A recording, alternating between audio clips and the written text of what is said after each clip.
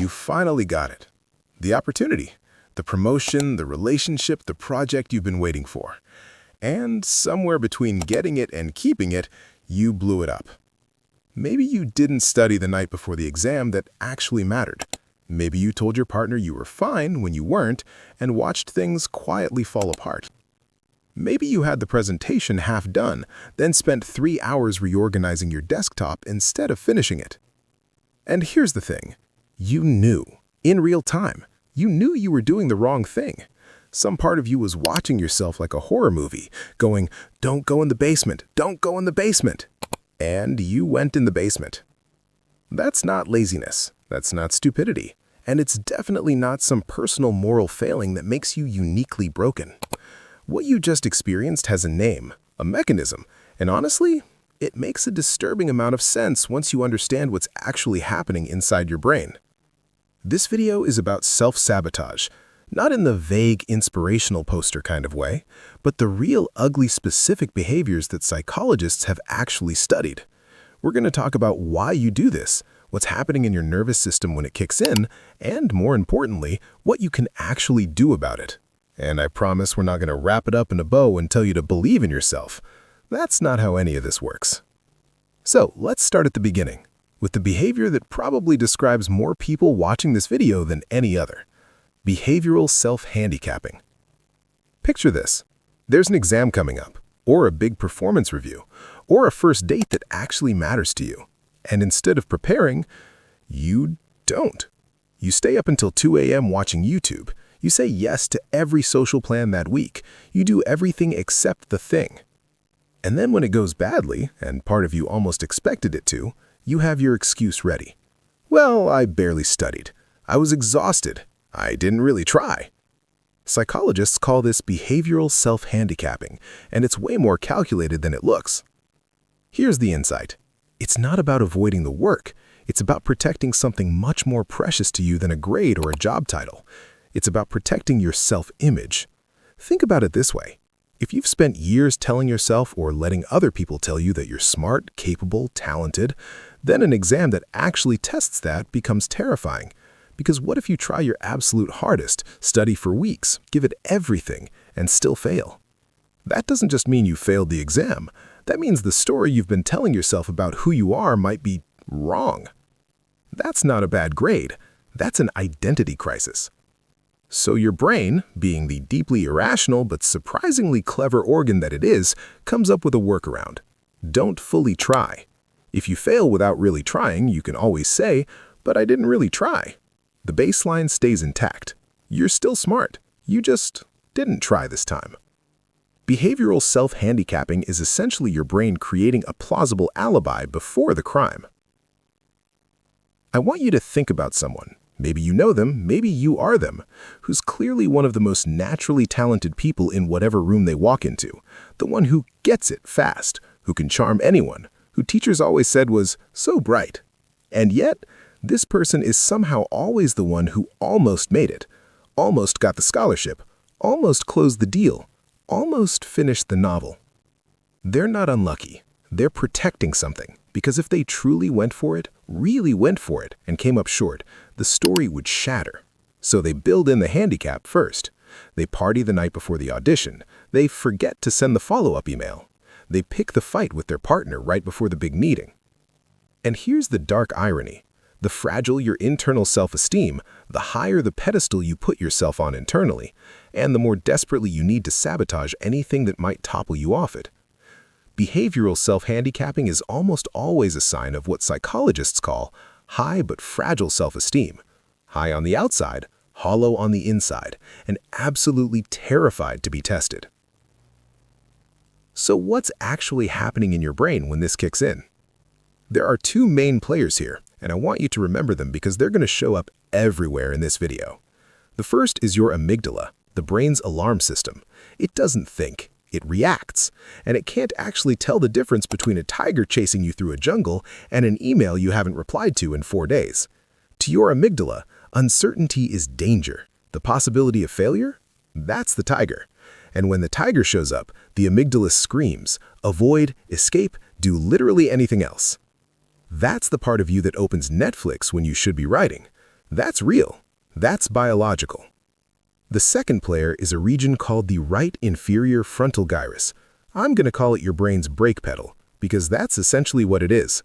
When your amygdala hits the gas, the RIFG is supposed to pump the brakes. It's the part of you that says, yes, I'm scared, but let's do this anyway. And in people who struggle with behavioral self-handicapping, the brake pedal is weak. Or more accurately, it's like driving a car where the brakes are technically there, but they're spongy. You press them, they respond a little, but by the time you slow down, you've already rear-ended the car in front of you, which in this case is your own future. Here's the thing that nobody tells you. The RIFG gets stronger with use. Every time you feel the urge to self-handicap and you don't, every time you open the document anyway, every time you send the application despite the fear, you're doing a rep. You're building the brake pedal. But that rep is incredibly uncomfortable because your amygdala is screaming the whole time. Which brings us to the second behavior, the one that looks completely different on the surface but comes from almost the same broken wiring, just aimed in the opposite direction. Now flip the whole thing. Instead of someone with a high but fragile self-esteem sabotaging themselves before the event to protect their image, imagine someone whose internal baseline is already set low, someone who genuinely at some deep level doesn't believe they deserve the success they're having.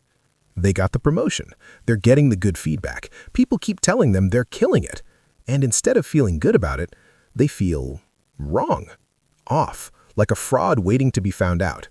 So what do?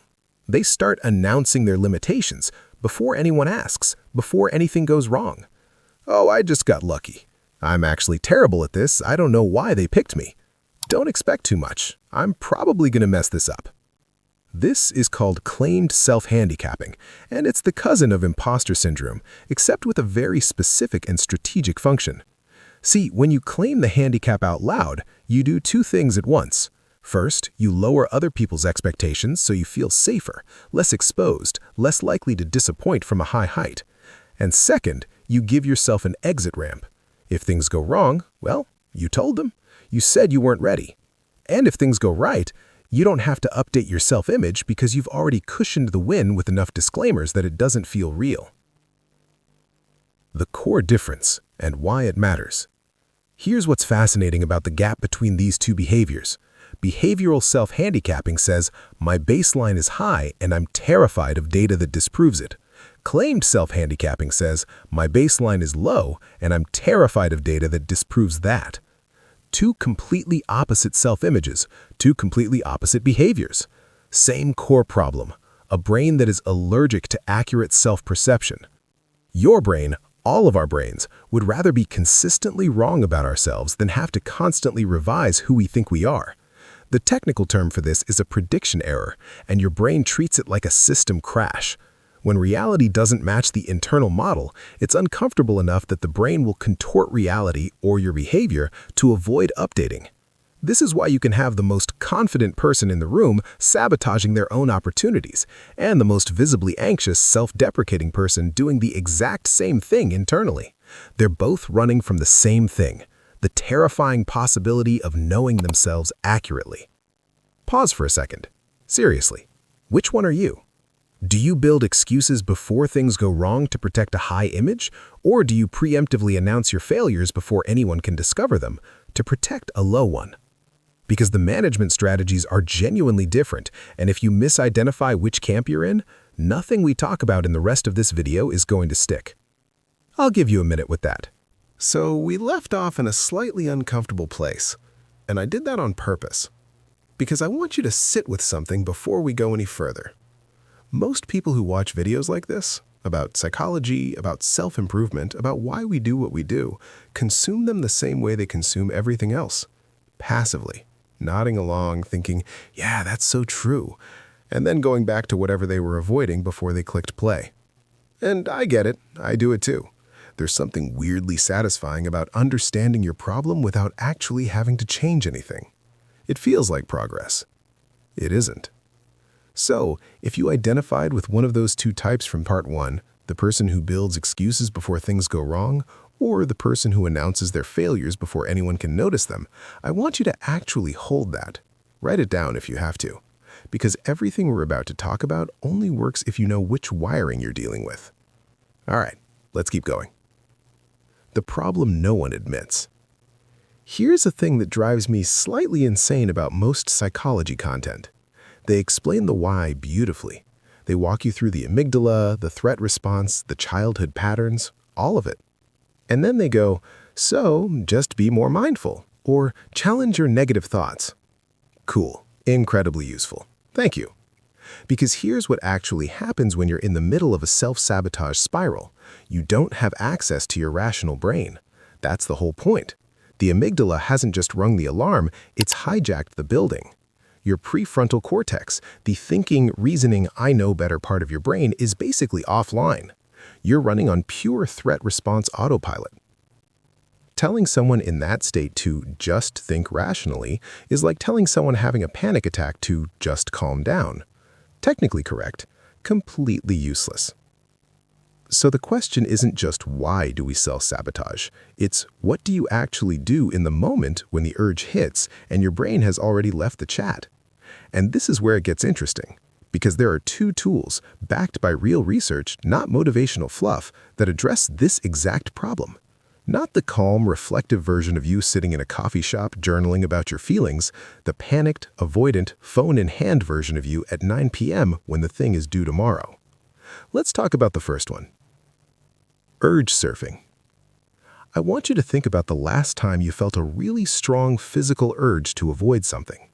Maybe it was the heat of anxiety in your chest before making a difficult phone call. Maybe it was that almost magnetic pull toward your phone when you're supposed to be writing. Maybe it was the urge to say, I'm fine in a conversation where you absolutely were not fine. That feeling, that pull has a physical signature. It lives in your body, not just your head. And here's something that most people don't realize. That urge, if you don't act on it, has a lifespan. It peaks, and then it crashes. The average urge, if you just let it exist without feeding it, runs its course in about 20 minutes. The problem is that most of us never find that out because we act on the urge at minute 2 or 3, right when it feels most unbearable, right when it feels like it will never stop if you don't just do the thing. So you check the phone, you eat the thing, you send the passive-aggressive text, and the urge goes away, which your brain logs as acting on the urge equals relief. Not acting equals unbearable. Therefore, always act. You've just trained yourself to be worse at this. Urge surfing is the practice of riding the urge like a wave instead of getting wiped out by it. And the name is actually perfect, because a wave doesn't stop being a wave just because you decide not to drown in it. It still rises, it still feels enormous, and then it breaks on its own. Let me tell you about a version of this that I think a lot of people will recognize. Imagine someone, let's call her Maya, who's trying to write her graduate thesis. She's been working on it, sort of, for about 8 months. She has a folder on her desktop called Thesis Final, and inside it there are 17 documents with names like Thesis Final Actual and Thesis V2 for real, and one just called Ugh. Every time Maya sits down to write, the same thing happens. She opens the document, she reads the last paragraph she wrote, she feels something, a low hum of dread, a kind of full-body resistance, a thought that says, you don't know what you're talking about. And within about 90 seconds, she's on Instagram. And then she hates herself for being on Instagram, which makes the dread worse, which makes the urge to avoid even stronger. Maya isn't lazy. Maya is stuck in a loop that her brain has been optimizing for months. Every time she escaped the discomfort by opening Instagram, her amygdala got a little more efficient at pointing her there. The avoidance pathway is basically a highway. What Maya needed wasn't more discipline. She didn't need to want it more. She needed to learn how to sit inside the discomfort long enough for it to lose its power. That's the whole game. How urge surfing actually works. Remember the RIFG, the brain's brake pedal? The part that's supposed to pump the brakes when the amygdala floors it? The RIFG gets stronger through one specific thing, resisting an urge that you don't act on. Every time you feel the pull to avoid and you sit with it instead of giving in, even for 2 minutes longer than you normally would, you're doing a rep, like a bicep curl, but for your impulse control. The muscle gets a little stronger, the spongy brakes get a little firmer. Here's the actual exercise. It's almost embarrassingly simple, which is how you know it's real. When you feel the urge to avoid, whatever your flavor of avoidance is, rate its intensity from 1 to 10. Write it down. Then set a timer for 2 minutes. Don't act on the urge. When the timer goes off, rate the intensity again and write it down. Keep going every 2 minutes. What you'll find, every time if you can stick it out, is that the number goes up before it comes down. Usually it peaks somewhere around minute 6 to 10, and then it starts dropping. By minute 20, most urges are at a 2 or 3. You didn't fix anything. You didn't think your way out of it. You just outlasted it. And the next time that urge comes, and it will, the peak will be slightly lower. The crash will come slightly faster because you've shown your brain with actual data that the urge is survivable. This isn't a metaphor. This is how the RIFG gets physically stronger, through reps. Pattern interrupt. I want to stop here and ask you something directly. When was the last time you let yourself be uncomfortable without doing anything about it? Not distracting yourself, not rationalizing it, not analyzing it in a journal until you feel productive about the discomfort, just sitting in it, feeling it, watching it. Most of us, and I include myself in this completely, are so fast to escape discomfort that we've never actually learned what discomfort does if you leave it alone. We treat every spike of anxiety or resistance or dread as an emergency that requires immediate action. And the cruel irony is that the immediate action trains the anxiety to come back stronger next time. We are, quite literally, in a codependent relationship with our own avoidance. Urge surfing is the first step out of that loop, but it only handles the in-the-moment physical gut-level pull. There's a whole other layer to self-sabotage that's more strategic, more cognitive, and it requires a different tool entirely. The WOOP Method. Okay, so you've started building the brake pedal through urge surfing. You're getting better at not immediately running from discomfort. Good. But here's a problem that urge surfing alone doesn't solve. What about the distractions that don't feel like distractions? What about the moment you decide to reorganize your entire email inbox right now because something about it feels urgent? What about the spontaneous decision to call a friend to catch up the exact moment you were supposed to start the thing? What about the elaborate and completely convincing reason you've just invented for why today is actually not the right day to start? These aren't raw physical urges. These are thoughts. Logical-sounding, reasonable-seeming thoughts that your brain generates specifically to give you cover. And by the time your weak brake pedal notices something is off, you've already been diverted for 40 minutes. This is where the WOOP method comes in. And yes, it has a slightly ridiculous name. Stay with me. WOOP stands for Wish, Outcome, Obstacle, Plan. It was developed by psychologist Gabriela Oettingen, and what it does on a neurological level is genuinely clever. It preloads a decision into your brain before the moment of temptation arrives. Think of it like writing a script for your own brain. When the hijack happens, when the amygdala fires and the brake pedal goes spongy, your prefrontal cortex is offline. It can't think in real time. But if you've already scripted the response, you don't need to think. The script runs automatically.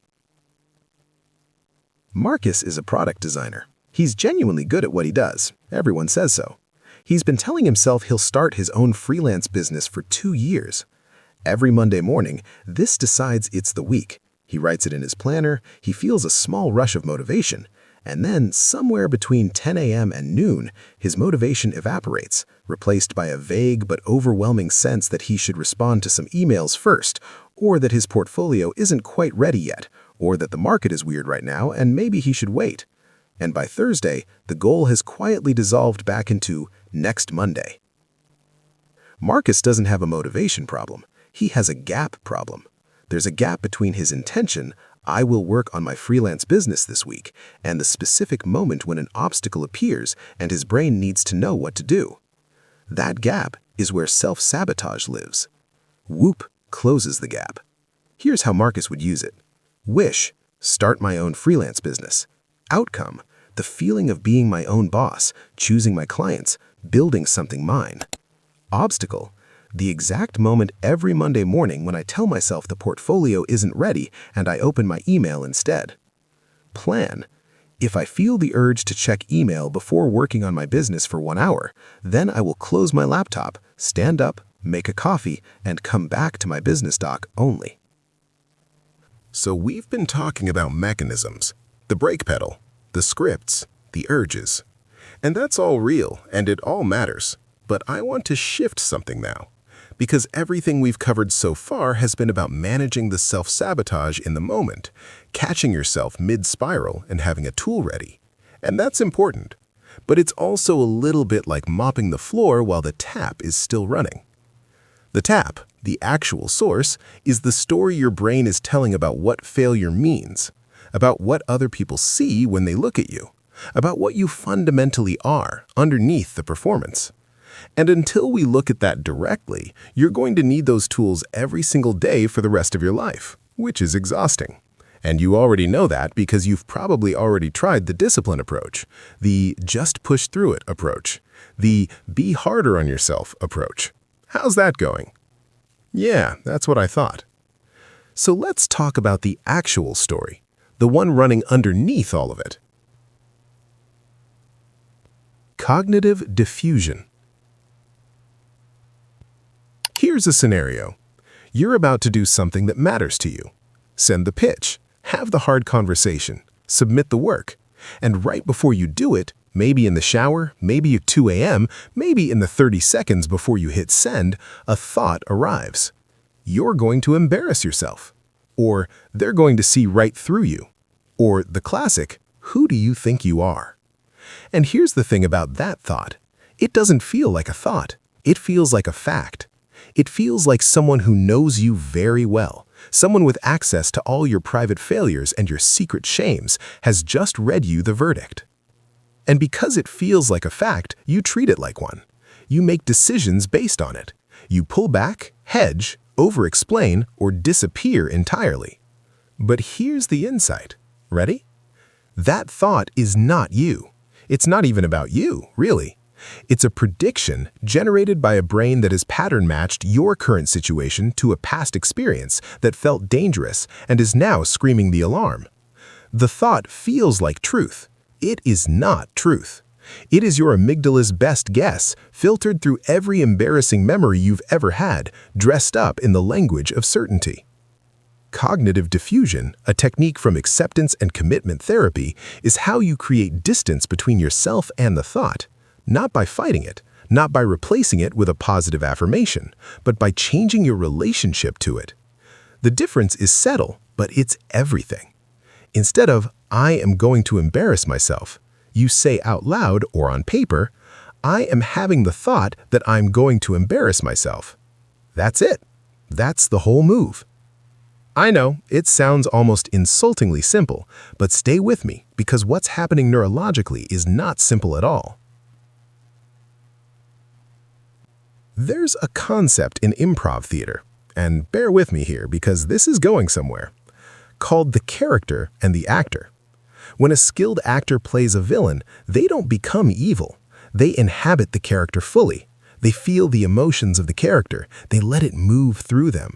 But there's always a part of them that knows, I am the actor, this is the character. These are not the same thing. Now think about what most of us do with our fear thoughts. We don't play the character, we become it. The thought walks in, sits down in the driver's seat, and we just let it drive. We forget there's an actor at all. A friend of mine, someone I'll call Dev, is one of the most genuinely talented writers I've come across. Funny, specific, real. His work makes you feel like someone finally said the thing you'd been thinking but couldn't articulate. Dev also hasn't published anything in 3 years. Every time he gets close, and he does get close because his work is actually good, something happens. He reads it back and a thought arrives. This is self-indulgent. And it doesn't sound like a thought. It sounds like a critic. It sounds like a verdict. It sounds, if I'm being honest, like someone specific from his past, a teacher maybe, or a parent who used that exact word once in a moment that landed harder than they probably realized. And Dev closes the document. What cognitive diffusion would give Dev is the ability to not silence that thought. You can't silence the amygdala. It's been doing its job longer than your rational brain has existed. It gives him the ability to step back and say, there's the critic again. I am having the thought that this is self-indulgent. And then, as the actor, not the character, make a choice about what to do next. The thought can still be there, it just doesn't get to drive anymore. Why naming the thought changes everything. When you're fully fused with a fear thought, when you are the thought, it's processed in the same regions of the brain as actual lived experience. Your nervous system genuinely cannot distinguish between the threat being real and the thought about the threat being real. That's not a metaphor. That's what's happening physiologically.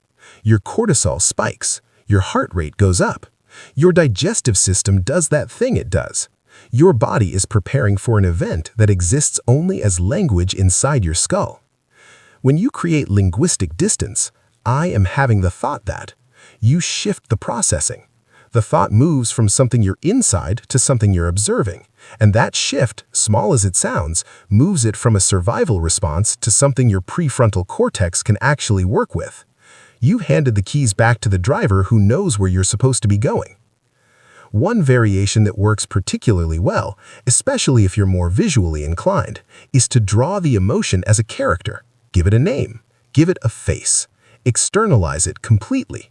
When the anxiety has a name, let's say yours is Gerald, and Gerald is a small, very stressed accountant who's never once been right about anything, it's a lot harder for Gerald to commandeer your entire nervous system. Sounds ridiculous? Works anyway. Okay, so you've got some distance from the thought. You've recognized that the critic in your head is a character, not a verdict. Now what? You still have to actually do the thing. And here's where a huge percentage of people get stuck. Because even with the distance, even with the awareness, even with every tool we've talked about, there's still a moment where you have to open the document or pick up the phone or walk into the room.